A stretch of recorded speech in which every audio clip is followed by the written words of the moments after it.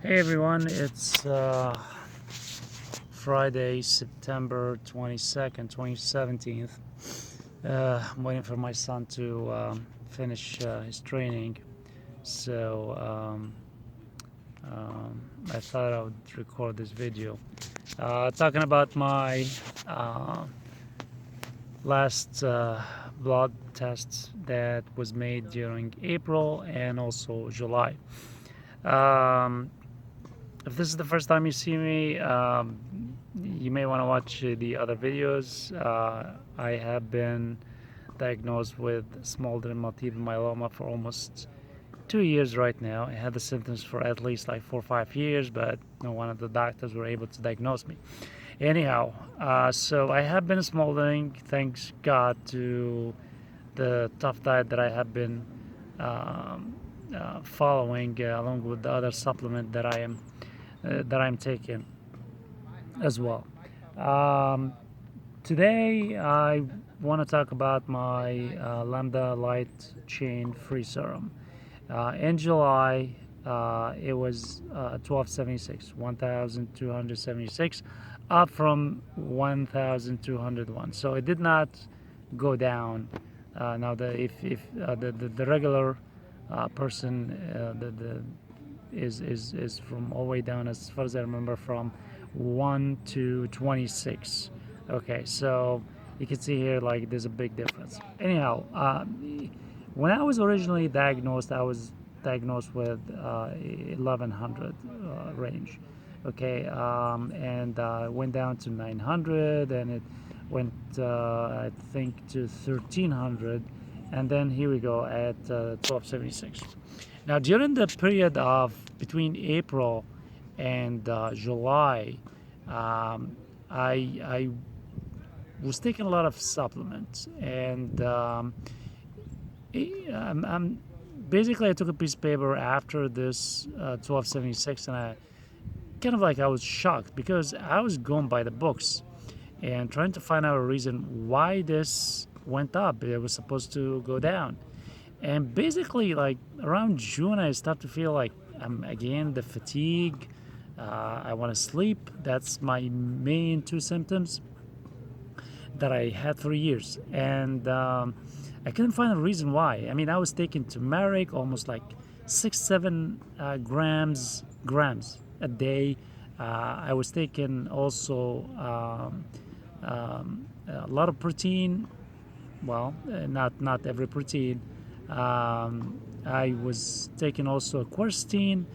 Some studies that I've seen on Margaret's blog, which shows the quercetin, if you take about 6 grams a day, that could kill the myeloma cells. I mean, not kill it 100%, but at least it would curb it down. But I was taking a lot of supplements. I was taking also baking soda. I followed the Italian doctor that he recommended 25 days with baking soda that can kill any cancer.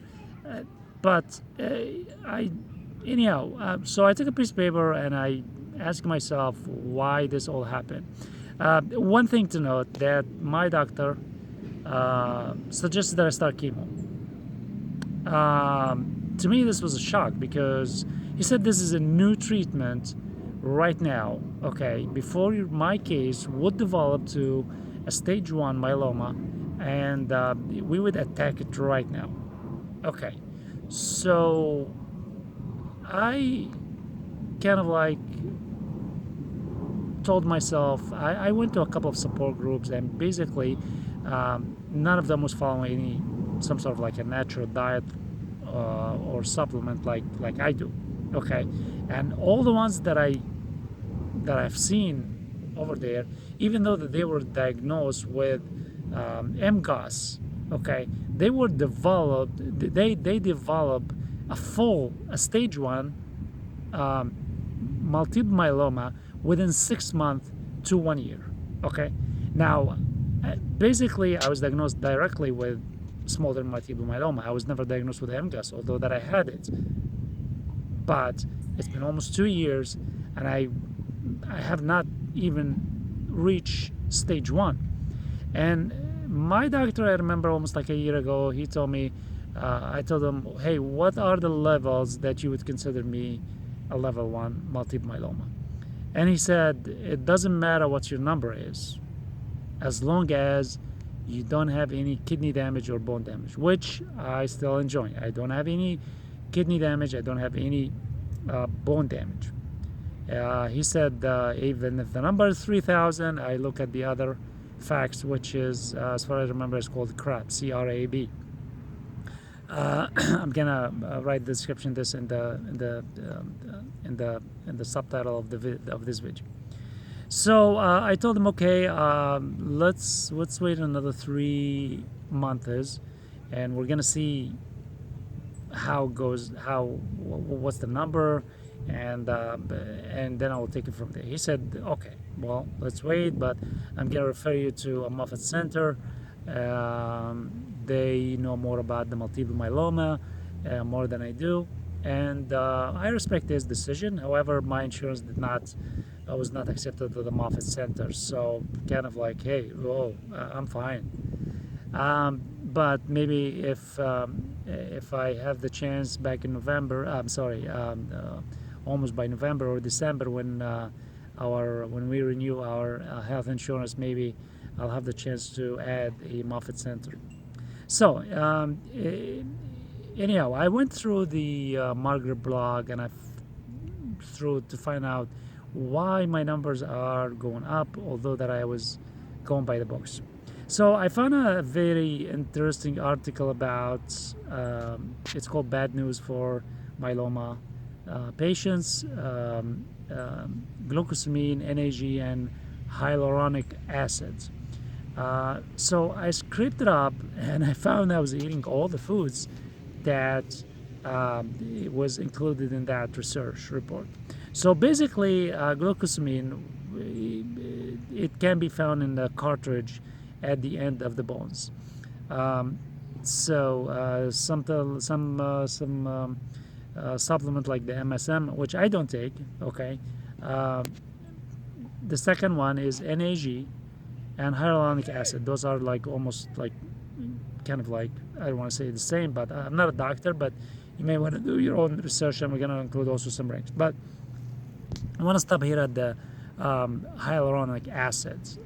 Which foods has hyaluronic acid, and also has as well as the glucosamine and NAG. You're gonna need it you're gonna find in the leafy greens and the root veggies, like the sweet potato, blah blah blah, anything you get to do with the root vegetables, and as well as the leafy greens. Yes, I was eating a lot of greens. I was eating spinach. I actually grow it. I got like the Malabar spinach in my garden. I got the Egyptian spinach. I got also the what do you call it? The Japanese spinach, which is the I can't remember the name, but anyhow, it's called longevity spinach. But basically, I grow all these, and I blend them all together, and I mix it, and I make a great soup. And it was just like make me feel great. But eventually, I had to stop it, or at least like, I don't want to say like leafy greens are bad for us, but at least you have to limit your intakes. But the most important food that has hyaluronic acid is bone and broth. I'm sorry, homemade broth made of bones and skin cartridges. So basically, my main food is fish, and one of the things that I was eating is fish heads, so soup. Okay, I was buying a lot of fish heads that make like my Egyptian recipe. It's a great soup. I was eating this the whole time, so basically I was just like screwing it up. I also want to add one other item, was the shiitake mushroom. Yes, I was eating this as well, and one thing is I had to quit also is I went back to eating some fruits that I was not eating. Basically, back in April 2017, I had anemia. My It went down a little bit, but it was red flag. Okay, so the doctor asked me, "Do you want me to prescribe iron?" I told him, "No, okay, I'll take care of it naturally." And what I was doing, I was eating a lot of dates, as well as also black molasses. Okay, so these were also like two items that I have to limit down on my diet, which I cut. Okay, it's September 23rd right now, and I'm almost 3 weeks away from my October blood test.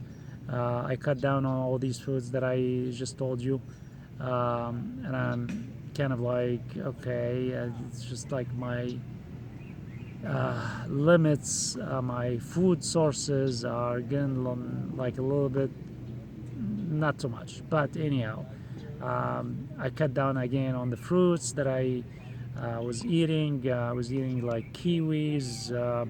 I was eating some mangoes sometime, but I'm back to my basics. I'm eating a lot of resveratrol foods, which is the blueberry, blackberry, what else? The raspberry.